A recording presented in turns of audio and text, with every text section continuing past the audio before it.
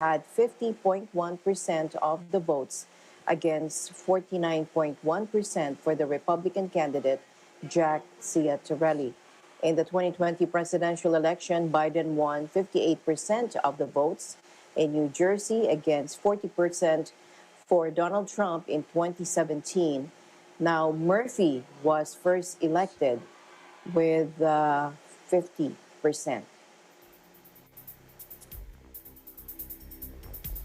In other news, the U.S. military warned that China's nuclear force is growing much more rapidly than expected. Take a look. A Pentagon report published on Wednesday said that China could have 700 deliverable nuclear warheads by 2027 and could top 1,000 by 2030, an arsenal 2.5 times the size of what the Pentagon predicted only a year ago. China is expanding its airspace and sea forces with the aim of projecting its power globally, much as the U.S. military has for decades. The rivalry has increased concerns about a possible clash between the U.S. and China, especially over Taiwan, which China claims as its territory, but which is closely supported by the United States. The new U.S. report said China's swift military modernization aims to have the capability by 2027 to overcome any pushback to an effort to reclaim Taiwan by pressure or military force. By 2027, the report says China aims to have the capabilities to counter the U.S. military in the Indo-Pacific region and compel Taiwan's leadership to the negotiation table on Beijing's terms. Meanwhile, Beijing hit back today against the U.S. report on China's expansion of its nuclear arsenal, calling it full of prejudice and accused Washington of overhyping the threat. The Chinese Foreign Ministry's comments came after the Pentagon said that China was growing its nuclear weapons much more quickly than anticipated, narrowing the gap with the United States. Chinese Foreign Ministry spokesman Wang Wenbin said the report released by the U.S. Department of Defense, like previous similar reports, ignores facts and is full of prejudice. He added that Washington was using the report to hype up talk of the China nuclear threat and described the U.S. as the world's largest source of nuclear threat. The U.S. assessment came in the Pentagon's annual report to Congress on Chinese military developments.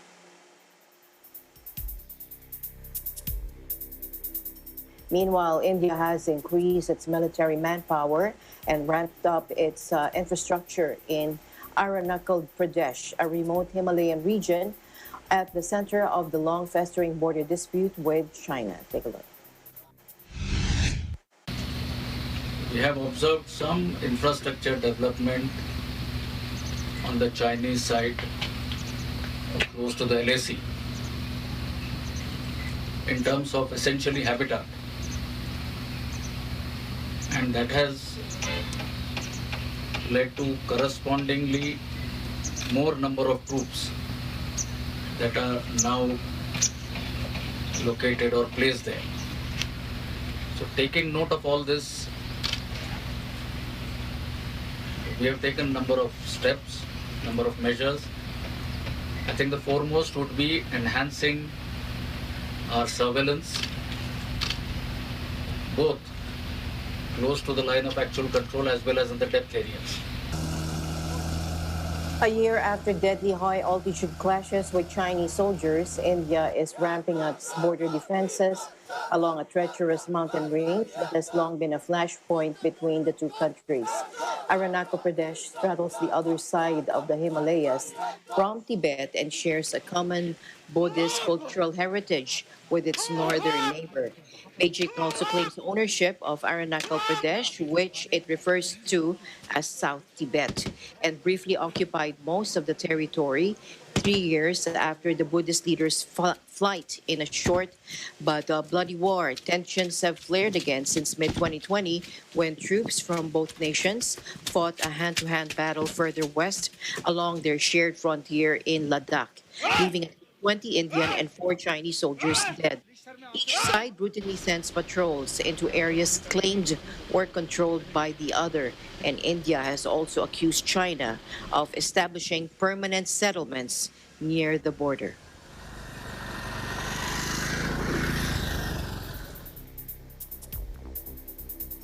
Meanwhile, the UN Human Rights Office is blaming Ethiopia's government and Tigrayan rebels for extreme brutality in their civil war. Thousands have been killed and wounded in Tigray's province since fighting began a year ago. Take a look.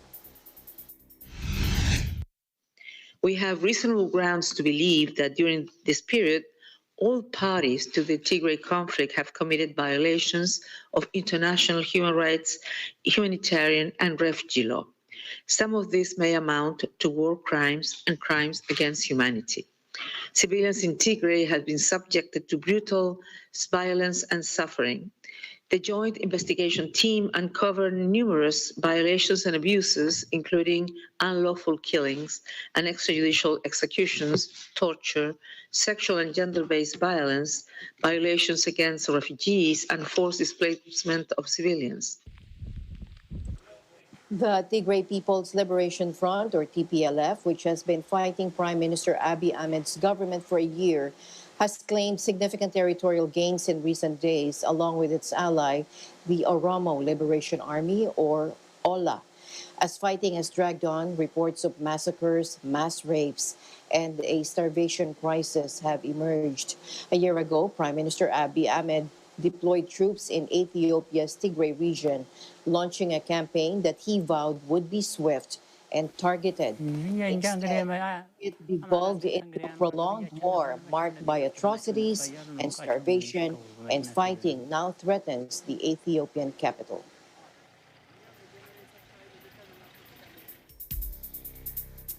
Meanwhile, police on Thursday charged a 36-year-old man with the abduction of 4-year-old Australian girl Cleo Smith, hours after they released an audio recording of the touching moment she was rescued. Take a look. Now, Yes, Smith it's just disappeared. Smith disappeared from her family's tent in remote Western Australia last month, sparking a frantic air, land, and sea search. She was missing for 18 days until being rescued in a night raid on an empty home in the coastal town of Carnarvon, just a short drive from where she went missing. A 36-year-old man was arrested nearby and appeared in Carnarvon Magistrates Court on Thursday. Police confirmed he was charged with various offenses, including one count of forcibly taking a child under 16. He wasn't required to enter a plea and was remanded in custody until December 6, when he will next appear. The chamber had been delayed after the man sustained unspecified injuries in custody that required hospital treatment. Lead investigator Detective Superintendent Rod Wild said police allege she acted solely alone in abducting the little girl. Many had feared the search for Cleo Smith would end in tragedy, but the discovery of her alive and well sparked nationwide elation, with police admitting seasoned detectives were openly crying with relief.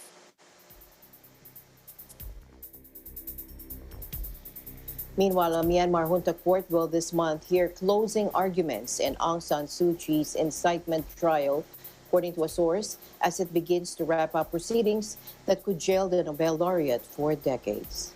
Now, former President Win Myint and Nyo Ang, a senior leader in Suu Kyi's National League for Democracy and NLD party, are co-accused in her incitement trial, which heard its last testimony from the defense on Tuesday, according to a source close to the matter. The judge said the next adjournment will be for the final arguments and was set for November 16, according to the source. The court will then set a date for sentencing.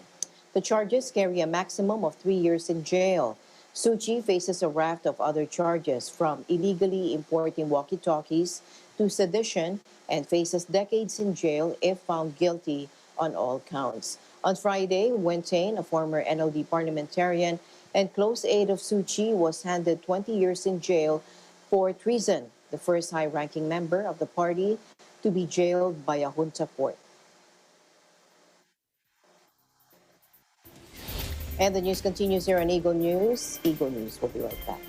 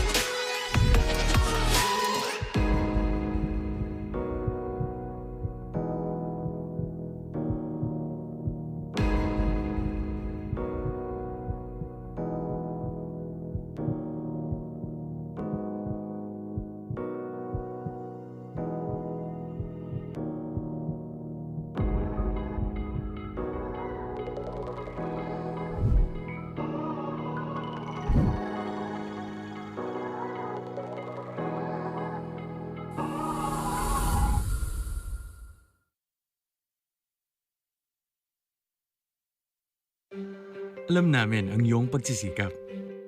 Dama namin ang iyong mga sakripisyo. Kita namin ang pagharap mo sa bawat pagsubok. Kaya sa kabila ng mga hamon ng buhay, nandito kami para umalalay. Kasi katulad mo, gusto rin namin ang magandang bukas para sa kanya. Hatid namin ang dekalidad na edukasyon at makabagong pasilidad sa abot kayang halaga. Kaya huwag ka na mangamba. Sasamahan ka namin tuparin ang mga pangarap niya.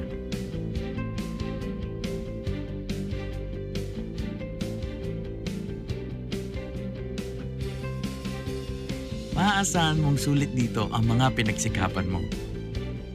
Sa aming mga makabagong pasilidad at sistema ng edukasyon. May lalabas natin ang angking talino at mga kakayahan niya. Kahit sa munting halaga, makakasiguro ka na makakasabay siya sa mabilis na pag-ikot ng mundo.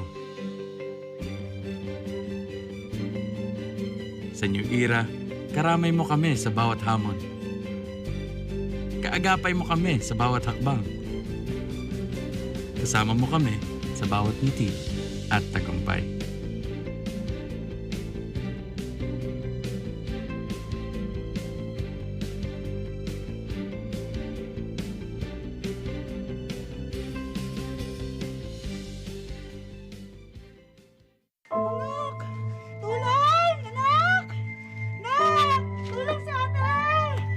Ma'am, yung pumasok ng pandemya talaga sobrang dagok. Talaga grabe yung ginawa sa amin. Tapos sasabihan pa ng sakit ng asawa ko. Ultimo gamot, ma'am. Magkano lang ang gamot? 2, 3. Hindi ko pa mabili. Oh, siguro, pagsubok lang naman to. Hindi naman siguro ibibigay sa akin to kung hindi ko kaya. Hindi nagsasalita. Naninikip yung dibdib niya. Tapos, pumunta ka na ngayon dito, kuya. Ano naman? Puro kabiro. And presence of uniformed personnel to enforce quarantine procedures. Para kang superhero, Papa.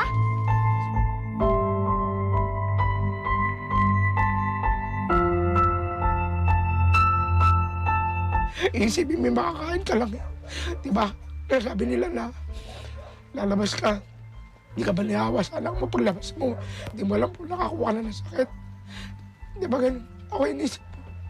Kasi naman, hindi ako lumabas. Gutom naman kami. Para sa isang tatay, napakasarap maramdaman na buong-buo ang tiwala ng iyong pamilya. Nasama-sama niyong malalagpasan at mapagtatagumpayan ang anumang hamon ng buhay. Kahit na mabigat na pagsubok ang pinagdadaanan natin, bagong pag-asa at bagong inspirasyon ang iahatid namin sa inyo.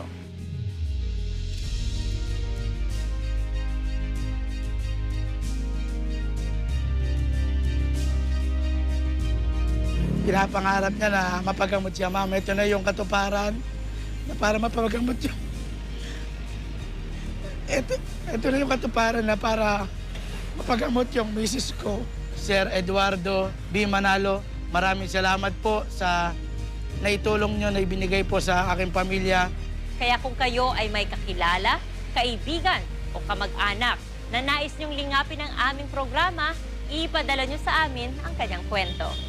Ako po si Apple David at ito ang Lingap Stories.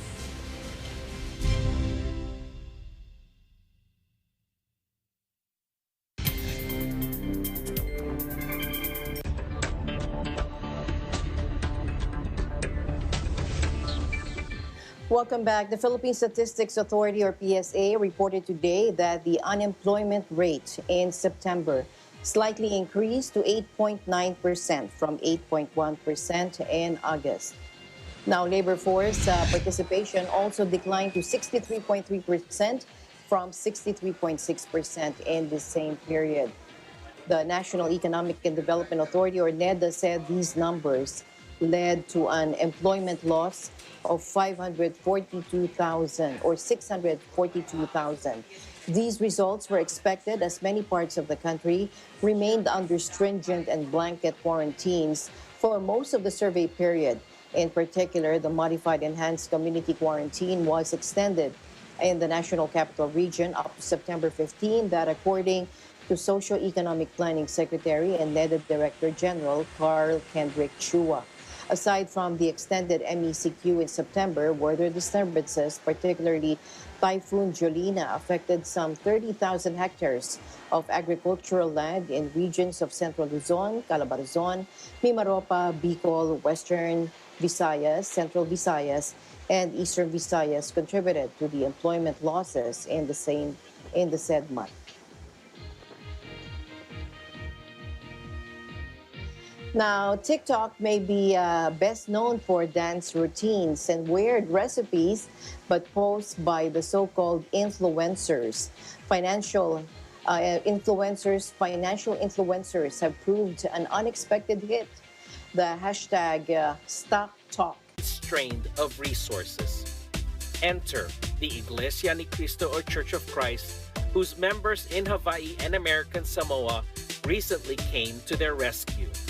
Eagle News accompanied church members and officials on Oahu to a nearby housing community to see their outreach activity firsthand.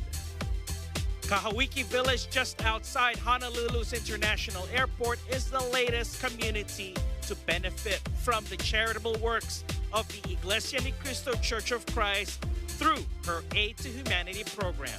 This outreach means so much to us as staff, but especially our residents in our community, because we love to offer them any help and assistance that we can. And so I just heard about this outreach today, and I came out and I met everyone, and it was so amazing to see everyone work together and just go and interact with the community and get to know our residents, because again, we want everyone involved in our community, and it was so amazing to see everyone come together and work together for a similar goal.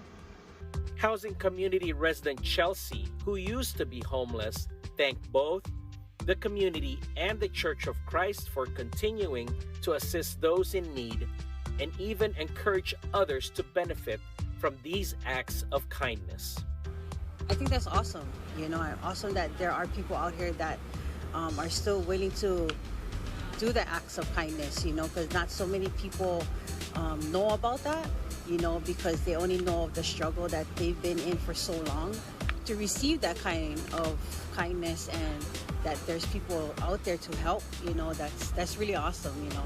As these nonprofits receive some boost in morale from the INC, they in turn pledge to continue their service to their communities regardless of the hardships that may come their way. We're constantly adapting our COVID-19 protocols because we fall under national headquarters of Boys and Girls Club of America, which is in Atlanta, Georgia. We're one of 4,000 clubs worldwide, so